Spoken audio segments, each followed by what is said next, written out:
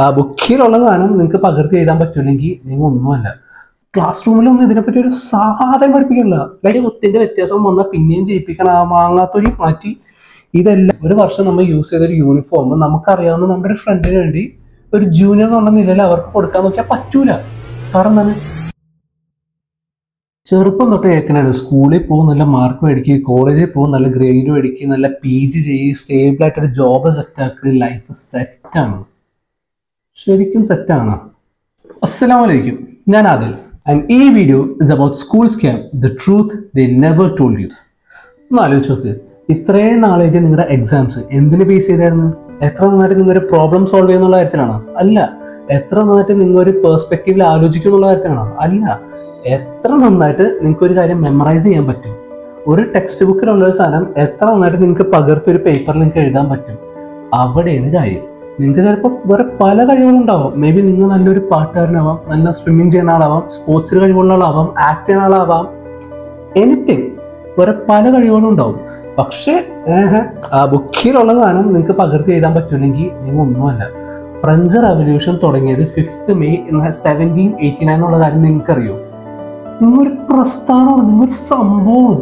അവിടെയാണ് കാര്യം. നിങ്ങൾ എത്ര നേരത്തെ ഒരു ഓർത്ത് വെക്കും, അതിലാണ് മൊത്തം ഇരിക്കുന്നത്. റിയൽ ലൈഫിൽ മിസ്റ്റേക്സിനാണ് നമ്മൾ പല കാര്യങ്ങളും പഠിക്കുന്നത്. പക്ഷെ സ്കൂളിൽ mistake is equal to punishment.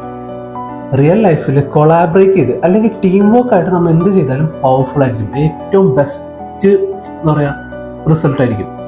പക്ഷെ സ്കൂളിൽ കൊളാബറേഷൻ എന്ന് പറഞ്ഞാൽ എന്താ? ചീറ്റിങ്. എന്ത് കാര്യം നമ്മൾ ഒറ്റയ്ക്ക് ചെയ്യണം, ആരെയും സഹായം ചോദിക്കാൻ പാടില്ല. അതിലൊന്നും അല്ലിരിക്കുന്നത്. നമ്മൾ ലിറ്ററലി നമ്മുടെ ഗ്രോത്ത് എല്ലാം ഡിപ്പെൻഡ് ചെയ്യണം നമ്മുടെ മിസ്റ്റേക്സ് ഇല്ലാണ്ട് നമ്മൾ ഒരിക്കലും വളരില്ല. നമുക്ക് ചെയ്ത് തുടങ്ങണമെങ്കിൽ എന്തായാലും നമുക്ക് തെറ്റുകളുണ്ടാവും. നമ്മൾ മനുഷ്യരാണ്, തെറ്റുകൾ സംഭവിക്കും. അതിനാണ് നമുക്ക് വളർച്ച ഉണ്ടാവുക. പക്ഷെ അതിനെ നമ്മൾ പേടിച്ച് ചെയ്യാതിരിക്കുമ്പോൾ എന്താ സംഭവിക്കണം? നമ്മൾ എവിടെ എത്തൂല. നമ്മൾ എവിടെയാണോ ആ ഒരു ലെവലിൽ തന്നെ നിൽക്കുള്ളൂ എപ്പോഴും. സോ സ്കൂളുകൾ ഒരിക്കലും നമ്മളെ വളരാനല്ല പഠിപ്പിക്കണം. They just teach you to obey them. നിങ്ങളുടെ ലൈഫിൽ ഒരു പകുതി ടൈമും നിങ്ങളൊരു ക്ലാസ് റൂമിലാണ് ചെലവഴിക്കണം. എന്നിട്ട് പോലും നമ്മുടെ ലൈഫിലെ ഏറ്റവും ഇമ്പോർട്ടൻ്റ് ആയിട്ടുള്ള കാര്യമാണ് മണി. ആസ് ഇൻ നമ്മുടെ കംഫർട്ട്, നമ്മുടെ പീസ്, നമ്മുടെ ഫ്രീഡം എല്ലാം ഡിപ്പെൻഡ് ചെയ്യണം മണിയാണ്. പക്ഷേ ക്ലാസ് റൂമിലൊന്നും ഇതിനെപ്പറ്റി ഒരു സാധനം പഠിപ്പിക്കില്ല.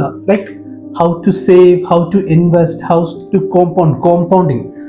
മണീനെ പറ്റി സത്യം പറഞ്ഞാൽ മണീനെ ഡിപ്പെൻഡ് ചെയ്യുമ്പോൾ ഏറ്റവും ഇമ്പോർട്ടൻ്റ് ആയിട്ട് അറിഞ്ഞിരിക്കേണ്ട ഒരു കോൺസെപ്റ്റാണ് കോമ്പൗണ്ടിങ്. അതിനെപ്പറ്റി ഒന്നും പഠിച്ചിട്ട് എനിക്ക് യാതൊരു ഓർമ്മയില്ല സ്കൂളിൽ. ഇപ്പോൾ കോളേജിലാണെങ്കിൽ എനിക്ക് മാർക്കറ്റ് റിസർച്ച് എന്നാണ്, ഫൈനാൻഷ്യൽ മാർക്കറ്റ് റിസർച്ച് എന്നൊക്കെ പറഞ്ഞ ടെക്സ്റ്റ് ബുക്ക് ഉണ്ടായിരുന്നു. പക്ഷെ ലൈഫിൽ ഇംപ്ലിമെന്റ് ചെയ്യാൻ പറ്റിയതായിട്ടൊരു സാധനം അതിലുണ്ടെന്ന് എനിക്ക് തോന്നുന്നില്ല. പക്ഷെ എന്തുകൊണ്ടാണ് അപ്പോൾ ഇത്രയും ലൈഫിൽ ഇമ്പോർട്ടൻ്റ് ആയിട്ടുള്ള മണി എന്ന് പറയുന്ന കോൺസെപ്റ്റ് എന്തുകൊണ്ടാണ് പഠിപ്പിക്കാത്തത്? വൈ? ഇൻസ്റ്റഡ് അവർ പഠിപ്പിക്കുന്നത് എന്തൊക്കെയാണ്? അൽജബ്ര, ഹിസ്റ്ററി, അരിത്തമാറ്റിക് റിഗ്രഷൻ. വൈ? കാരണം they want great workers, not great thinkers. Let's be honest. സ്കൂളിൽ പഠിച്ചിട്ട് നല്ലൊരു ലീഡർ ആവാൻ പറ്റുമെന്ന് എനിക്ക് തോന്നുന്നുണ്ടോ? I don't think so. നല്ലൊരു ഫോളോവർ ആവാൻ പറ്റും. എങ്ങനെ? അവിടെ വന്ന് ഇരിക്കുക, പറയണതൊക്കെ കേൾക്കുക, പറയണത് പോലെ ചെയ്യുക, പോവുക, റിപ്പീറ്റ്. ഈ ഒരു ലൂപ്പാണ് നമ്മൾ ട്രെയിൻ ചെയ്തുകൊണ്ടിരിക്കണം. ആസ് ഇൻ തുടക്കത്തിൽ എങ്ങനെയായിരിക്കും? ടീച്ചർ നമ്മളോട് പറയും, നമ്മൾ അതേപോലെ ചെയ്യണം. തിരിച്ച് ചോദ്യങ്ങളൊന്നും ചോദിക്കാൻ പാടില്ല. എന്തുകൊണ്ട്, എങ്ങനെ, വൈ, വെയർ, വിച്ച്, ഹൗ ഒന്നും ചോദിക്കരുത്. പറഞ്ഞതുപോലെ ചെയ്യാൻ പോവാം. ആൻഡ് തുടക്കത്തിൽ ഈ ടീച്ചേഴ്സ് ആയിരിക്കും, ഫ്യൂച്ചറിൽ നമ്മുടെ ബോസ് ആയിരിക്കും. As in 9 to 5 job. So നമ്മുടെ സ്കൂൾ ഒരിക്കലും നമ്മളെ എംപ്ലോയർ ആക്കാൻ ട്രെയിൻ ചെയ്യില്ല. ഇൻസ്റ്റഡ് എംപ്ലോയി ആയിട്ടേ ട്രെയിൻ ചെയ്യുള്ളൂ.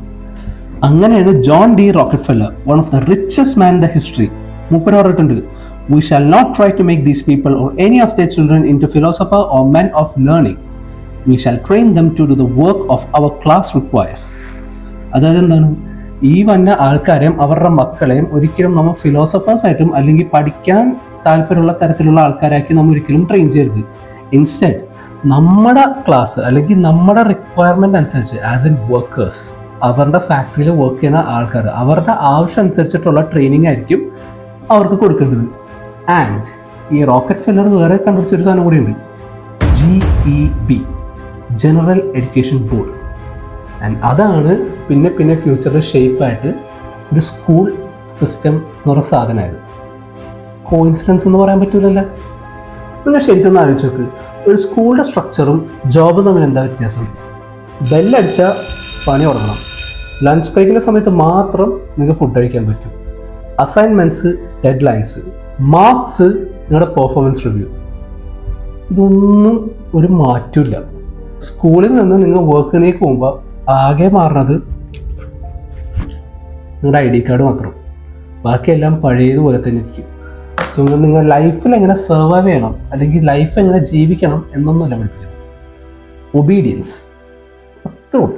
ചെറുപ്പത്തിൽ നമുക്ക് എന്തിനോടും ഏതിനോടും സംശയങ്ങൾ മാത്രം ഉണ്ടായിരുന്നുള്ളൂ. ലൈക്ക് ഇങ്ങനെ ആകാശം ബ്ലൂ ആയിട്ടിരിക്കുന്നത്, പക്ഷികൾക്കൊക്കെ എങ്ങനെ പറക്കാൻ പറ്റണത്, റെയിൻ, മാനത്തുനിന്ന് എങ്ങനെയാണ് വെള്ളം വന്നത്, ഇതെല്ലാം നമുക്ക് കുറേ സംശയങ്ങൾ, നമുക്കിങ്ങനെ ആൻസർ അറിയാനുള്ള ക്യൂരിയോസിറ്റി എല്ലാം ഉണ്ടായിരുന്നു. പക്ഷെ വൺസ് സ്കൂൾ ലൈഫ് ആണ് കഴിഞ്ഞപ്പോൾ ക്യൂരിയോസിറ്റി ഇല്ല, ഒരു സാധനമില്ല. എന്തുകൊണ്ടാണ്? ആൻസർ അറിയാവുന്നതുകൊണ്ടാണ്? ഒരിക്കലുമല്ല. നമ്മുടെ ഉള്ളിലൊരു ഭയം വന്നു. എന്ത് ഭയം? നമ്മൾ ചോദിക്കുന്നത് തെറ്റായി പോവോ, നമ്മൾ ചോദിക്കുന്നത് മണ്ടത്തരായി പോവോ, നമ്മൾ ചോദിച്ചാൽ മറ്റുള്ളവരെന്ത് വിചാരിക്കും എന്നുള്ളൊരു ഭയം നമ്മുടെ ഉള്ളിലേക്ക് വന്നു. എങ്ങനെ വന്ന്? സ്കൂള് നമ്മളെ ട്രെയിൻ ചെയ്ത് ക്വസ്റ്റ്യൻസ് ഒന്നും ചോദിക്കാൻ പാടില്ല, എന്താണോ അതങ്ങനെയാണ്, കൂടുതൽ ചോദ്യമൊന്നും വേണ്ട. അങ്ങനെ ട്രെയിൻ ചെയ്ത് നമ്മുടെ ഉള്ളിൽ ആ ഭയം നിറച്ച് വേറെ നമുക്ക് ചോദിക്കാനൊന്നുമില്ല. നമ്മുടെ ക്യൂരിയോസിറ്റി അങ്ങനെ ഇല്ലാണ്ടായി. ക്യൂരിയോസിറ്റി ഇല്ലെങ്കിൽ സംശയങ്ങളില്ല, സംശയങ്ങളില്ലെങ്കിൽ ക്രിയേറ്റിവിറ്റി എന്ന് പറഞ്ഞ സാധനം തന്നെ ഇല്ലാണ്ടാവും. ഇത് ഞാനൊരു ആൻഡ്രൂ ടൈറ്റിൻ്റെ ഒരു വീഡിയോ ഞാൻ റെഫറൻസ് ആയിട്ട് എടുക്കുന്നത്. അതായത് ഒരാളൊരു ഫെറാറിയിൽ ഇങ്ങനെ പോകുമ്പോൾ അയാളെ കാണുമ്പോൾ നമ്മളിങ്ങനെ പറയും, അയാൾ കഷ്ടപ്പെട്ട് പഠിച്ച് PG ഒക്കെ എടുത്ത് ചെയ്ത് നല്ല ജോബും കിട്ടിയിട്ട് നല്ല കാറൊക്കെ മേടിച്ചെന്ന് നമ്മൾ ചിന്തിക്കുമോ? ഇല്ല, ഒരിക്കലും നമ്മൾ ചിന്തിക്കില്ല. നമ്മൾ സ്കൂളിൽ പോയിട്ടുണ്ടെന്ന് പോലും നമ്മൾ ചിന്തിക്കില്ല. ഇൻസ്റ്റന്റ് തന്നെ വല്ല മാഫിയ ആയിരിക്കും, വല്ല ഡ്രഗ് ഡീലറായിരിക്കും, വല്ല കാസിനോ നടത്തുന്ന ആളായിരിക്കും, വല്ല സ്റ്റോക്ക് ബ്രോക്കേഴ്സ് ആയിരിക്കും. അങ്ങനെയൊക്കെയാണ് നമ്മുടെ മനസ്സിൽ പോകുന്നത്. ഒരിക്കലും ക്ലാസ്സിൽ പഠിച്ച് ടോപ്പറായ ഒരാളാണെന്ന് നമ്മൾ ഒരിക്കലും ചിന്തിക്കില്ല. അതെന്തുകൊണ്ടാണ്? അപ്പം നമുക്ക് തന്നെ അറിയാം, സ്കൂളിൽ പഠിച്ച ആ ലെവലിലേക്കുള്ള സക്സസ് ഒന്നും നമുക്ക് എത്താൻ പറ്റില്ല. നമുക്കറിയാം സിസ്റ്റം ബ്രേക്ക് ചെയ്യണവരെ എവിടെയെങ്കിലും എത്തുള്ളൂ. ഈ സിസ്റ്റം ഫോളോ ചെയ്താൽ നമ്മൾ എപ്പോഴും അതിൻ്റെ ഉള്ളിൽ തന്നെ ഇരിക്കുള്ളൂ. ഈ ആൻഡ്രൂ ടൈറ്റ് പറഞ്ഞത് ഈ ഒരു കാര്യം ഭയങ്കര സത്യമാണ്. നമ്മൾ സ്കൂളിൽ പഠിച്ചിട്ട് ആ ഒരു ലെവൽ ഓഫ് എക്സ്പെക്ടേഷൻ ഉണ്ടായിട്ട് കാര്യമില്ല. സിസ്റ്റം ബ്രേക്ക് ചെയ്താലേ ആ ഒരു ലെവലിലേക്ക് നമ്മൾ എത്താൻ പറ്റുള്ളൂ. Teachers are the ex students. No offence, പക്ഷെ നമ്മൾ ആലോചിച്ച് നോക്ക്. ഈ ടീച്ചേഴ്സ് എന്ന് പറയുന്നത് ഈ സെയിം സിസ്റ്റത്തിലൂടെ ട്രെയിൻ ചെയ്ത്, സെയിം സിസ്റ്റത്തിലൂടെ ഗ്രേഡ് ചെയ്ത്, സെയിം സിസ്റ്റം തന്നെ ഫോളോ ചെയ്തെന്ന് വന്നവരാണ് ഈ ടീച്ചേഴ്സ്. നമ്മളെയും അവർ ആ സെയിം സിസ്റ്റം തന്നെയാണ് പഠിപ്പിക്കുന്നത്, സെയിം സിസ്റ്റത്തിലൂടെ തന്നെ. ആ സിസ്റ്റം അത്രമാത്രം അടിപൊളിയായിട്ട് ഓട്ടോമേറ്റഡ് ആയിട്ട് പെർഫെക്റ്റ്ലി പോയിക്കൊണ്ടിരിക്കുകയാണ്, ജനറേഷൻസ് ആഫ്റ്റർ ജനറേഷൻ. ആരൊന്നും ചോദിക്കണില്ല, ആരൊന്നും പറയണില്ല. ഇതിങ്ങനെ കാലാകാലങ്ങൾ പോയിക്കൊണ്ടിരിക്കും. ടീച്ചേഴ്സിനെ തെറ്റു പറയാൻ പറ്റൂല, കാരണം അവരും ഈ സെയിം ഗ്രൂപ്പിൽ തന്നെ പെട്ടവരാണ്. ഇതെൻ്റെ പേഴ്സണൽ ലൈഫിൽ ഞാൻ ശരിക്കും എൻ്റെ ടീച്ചറിനോട് ചോദിച്ചിട്ടുള്ളൊരു കാര്യമാണ്. എൻ്റെ ഓർമ്മ ശരിയാണ്, ഈ ഒരു 9ാം ക്ലാസ്സിലായപ്പോൾ അൽജബ്ര, എനിക്ക് ടോപ്പിക് ഏതാണെന്ന് കറക്റ്റ് ഓർമ്മയില്ല, പക്ഷേ അൽജബ്ര എന്ന് തോന്നുന്നു എനിക്ക്. ആ ടോപ്പിക് ആയപ്പോൾ ഞാൻ മിസ്സിനോട് ചോദിച്ചിട്ടുണ്ട്, ഇത് പഠിച്ചിട്ട് ഇപ്പം ഞാൻ എന്ത് ചെയ്യാനാണ്, ഇത് എവിടെയാണ് ലൈഫിൽ ഇംപ്ലിമെൻ്റ് ചെയ്യാൻ പോകുന്നത്? അന്ന് ടീച്ചറാണത്. പിന്നെ എക്സാമിന് വന്നാൽ താൻ എന്ത് എഴുതും? അത്രേ ഉള്ളൂ. അതാണ് അതിൻ്റെ ആകെയുള്ള യൂസ്. എക്സാം എഴുതുക, മാർക്ക് മേടിക്കുക, മറക്കുക, എന്താന്ന് വെച്ചാൽ ചെയ്യുക. അവിടെ എഴുതാൻ വേണ്ടി മാത്രം, അതിന് വേണ്ടി മാത്രം, മെമ്മറൈസ് ചെയ്യാൻ വേണ്ടി മാത്രം ട്രെയിൻ ചെയ്യുന്ന ഒരു സംഭവമാണ് അത്. എനിക്ക് വേറെ ചോദ്യങ്ങളൊന്നും പിന്നെ ഉണ്ടായില്ല. ഞാൻ പിന്നെ എന്ത് വയ്ക്കാനാണ്? ഈ റെക്കോർഡ് ബുക്കിൻ്റെ അത്രയും ദേഷ്യം വന്നൊരു സാധനം പറയില്ല. എൻ്റെ മുന്നടിയാ, ഇത് നമ്മളെ കൊണ്ടൊരു കണ്ടന്റ് തപ്പിടിപ്പിച്ച് ആ കണ്ടന്റ് പഠിച്ച് ആ കണ്ടന്റ് എഴുതി അതിൻ്റെ പല പല ഗ്രാഫ് ഉണ്ടാക്കി ആ പല പല ഗ്രാഫിൻ്റെ സിമിലാരിറ്റീസ് നോക്കി അതിൻ്റെ സർവേ എടുത്ത് അതിൻ്റെ ഗ്രാഫ് വേറെ സെപ്പറേറ്റ് ഉണ്ടാക്കി ഇതെല്ലാം ചെയ്തിട്ട് അതിൻ്റെ അലൈൻമെന്റ് നോക്കി, അതിൻ്റെ ഫോണ്ട് നോക്കി, അതിൻ്റെ സൈസ് നോക്കി, അതിൻ്റെ എല്ലാം മറ്റേതും മറിച്ചതും നോക്കി, ഒരു ചെറിയ കുത്തിൻ്റെ വ്യത്യാസം വന്നാൽ പിന്നെയും ചെയ്യിപ്പിക്കണം, ആ മാങ്ങാത്തൊലി മാറ്റി ഇതെല്ലാം ചെയ്തിട്ട് ആ സബ്മിറ്റ് ചെയ്യാൻ വേണ്ടി കൊടുത്തിട്ട് അതിൻ്റെ ബുക്കിൽ ഏതെങ്കിലും ഒരു പേജ് തുറന്നു വെച്ചിട്ട് അതിൽ നിന്നൊരു ചോദ്യം ചോദിക്കും. അതിൻ്റെ ചോദ്യത്തിൻ്റെ ഉത്തരം പറഞ്ഞില്ലെങ്കില്ല. ഇതെല്ലാം കഴിഞ്ഞിട്ട് അങ്ങോട്ട് മാറ്റി വെച്ചിട്ട് ഇതെല്ലാം ഒരു സ്ഥലത്തേക്ക് കൊണ്ടുപോയിട്ട് അവിടെ എല്ലാം കൂടെ ഇട്ടിട്ട് ഈ ആണി അടിക്കുന്ന ഒരു പരിപാടി ഉണ്ട്. എന്തുണ്ടാക്കാൻ വേണ്ടിയാണ് പിന്നെ ഇത്രയും കഷ്ടപ്പെട്ട് നമ്മളെ കൊണ്ട് ചെയ്യിപ്പിക്കണം? എന്ത് സുഖമാണ് അത് ചെയ്തിട്ടാണ്? പിന്നെ നിങ്ങൾ ശരിക്കും ആലോചിച്ച് നോക്ക്, നിങ്ങൾ ഡെയിലി ലൈഫിൽ യൂസ് ചെയ്യുന്ന ഏതൊരു സാധനമാണെങ്കിലും, ഇപ്പോൾ കാറാണെങ്കിലും ബൈക്കാണെങ്കിലും വാച്ച് ആണെങ്കിലും ലാപ്ടോപ്പ് ആണെങ്കിലും കമ്പ്യൂട്ടർ ആണെങ്കിലും ഫോൺ ആണെങ്കിലും ഏതൊരു സാധനമാണെങ്കിലും ഇതിനെല്ലാത്തിനെയും ക്രിയേറ്റർ അല്ലെങ്കിൽ ഫൗണ്ടർ മെജോറിറ്റി ആൾക്കാരും ഡ്രോപ്പ് ഔട്ട് ആയിരിക്കും. ബാക്കിയുള്ളവർ സ്കൂളിൽ പോലും പോയിട്ടുണ്ടാവില്ല.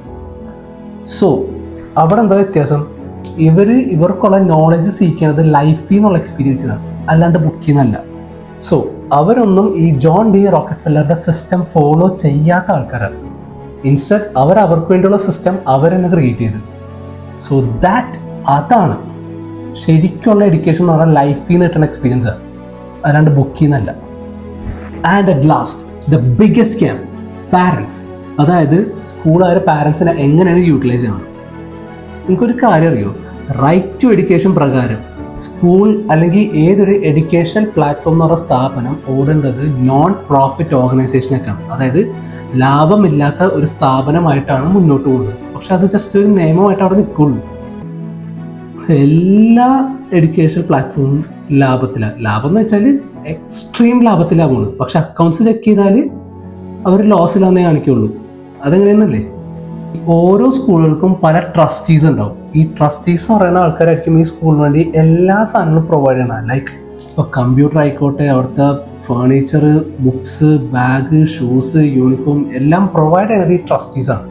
പക്ഷേ ഈ ട്രസ്റ്റീസിന് ഈ സാധനം എത്തിയിട്ട് അത് നമ്മളിലേക്ക് വരുമ്പോൾ മാർക്കറ്റ് പ്രൈസിനെക്കാട്ടും കൂടുതലായിരിക്കും. അപ്പോൾ അത് സ്കൂളിൽ ഇവരുടെ പൈസ കൊടുത്തിങ്ങനെ മേടിക്കുമ്പോൾ സ്കൂളിൻ്റെ ലോസ് ആണെന്ന് കാണിക്കും. പക്ഷെ പൈസ പോണത് ഇവരിലേക്ക് തന്നെയാണ്. ഈ സ്കൂളിൻ്റെ മാനേജ്മെൻറ്റ് തന്നെയാണ് ഈ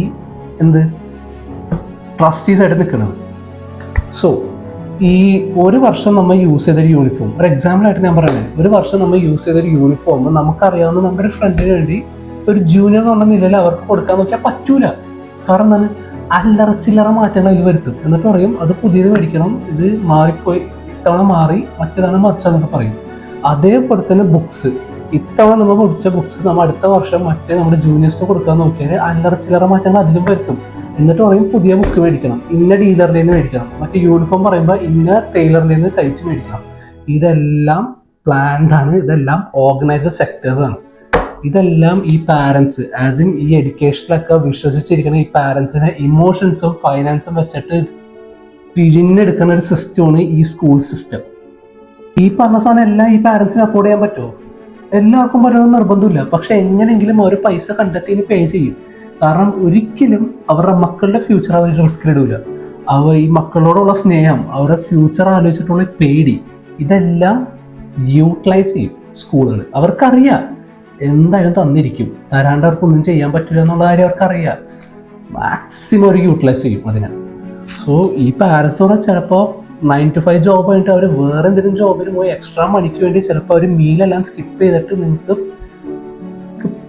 അവരെ കൊണ്ട് പറ്റാവുന്നതിനെ മാക്സിമം എഫേർട്ട് എടുത്തിട്ടാണ് നിങ്ങൾക്ക് ഓരോന്ന് പ്രൊവൈഡ് ചെയ്യണത്. പക്ഷെ അത് ആർക്ക് വേണ്ടിയാണ്? എന്തിനു വേണ്ടിയാണ്? എവിടെ കൊണ്ടെത്തിക്കാനാണ്? ഇതൊക്കെ ബിഗ്ഗസ്റ്റ് സ്കാമാണ്. ഇതൊക്കെ ഇപ്പൊ നടന്നുകൊണ്ടിരിക്കണ, എത്രയും നാളായിട്ട് നടന്നുകൊണ്ടിരിക്കണ ബിഗ്ഗസ്റ്റ് സ്കാമാണിത്. സ്കൂൾ സിസ്റ്റം എന്ന് പറയുന്നത് ചെറുതല്ല. സോ ഈ സ്കൂൾ സിസ്റ്റത്തിനെ പറ്റി എന്തെങ്കിലും നല്ലത് പറയാനുണ്ടെന്ന് വെച്ചാൽ ഇല്ല. പക്ഷേ സ്കൂളിനെ പറ്റി കുറച്ച് പോസിറ്റീവ്സ് ഒക്കെ ഉണ്ട്. അതായത് എനിക്ക് അവിടെ ഉണ്ടാവുന്ന ഫ്രണ്ട്സ്, അവരായിട്ടുള്ള കണക്ഷൻസ്, അവിടെ ഉണ്ടാവുന്ന സാഹചര്യങ്ങൾ, തമാശകൾ, നമ്മുടെ ടീച്ചേഴ്സിലേക്കുള്ള കണക്ഷൻസ്, നമ്മുടെ ടീച്ചേഴ്സിൻ്റെ ബാക്കിൽ അവരെ കമൻറ്റ് ചെയ്യണത്, ക്ലാസ് കട്ട് ചെയ്യണത്, celebrations like Onam celebration, Christmas celebration, annual day, freshers day, arts day, ഇതെല്ലാം നമുക്ക് ഓർത്തിരിക്കാൻ ഭയങ്കര ഇഷ്ടപ്പെടുന്ന മെമ്മറീസാണ്. ഇതെല്ലാം ഒരു സ്കൂള് കാരണം കൊണ്ട് ഉണ്ടാവുന്ന ഒരു പോസിറ്റീവ് സൈഡാണ്. പക്ഷേ ഈ സ്കൂളുകൾ ഫുൾഫിൽ ചെയ്യാന്ന് പറഞ്ഞാൽ ഒരു പേർപ്പസ് ഉണ്ട്, നമ്മുടെ ലൈഫിൽ സക്സസ്ഫുൾ ആക്കാം എന്നുള്ളത്. അത് ഫുൾഫിൽ ചെയ്യൂല. അതിനോടാണ് എനിക്ക് എതിർപ്പ്. സോ നിങ്ങൾക്ക് നല്ലൊരു ഡീസൻറ്റ് ജോബ്, ഒരു 9 to 5 ജോബ്, ഒരു AC റൂമിൽ ഡെഡ് ലൈൻസും ഇൻസെൻറ്റീവിനും വേണ്ടി വർക്ക് ചെയ്യാനാണെങ്കിൽ നന്നായിട്ട് പഠിക്കുക, നല്ല മാർക്ക് മേടിക്കുക, സർട്ടിഫിക്കറ്റ് ഒക്കെ അടിപൊളിയാക്കുക, അതിൻ്റെ വഴി.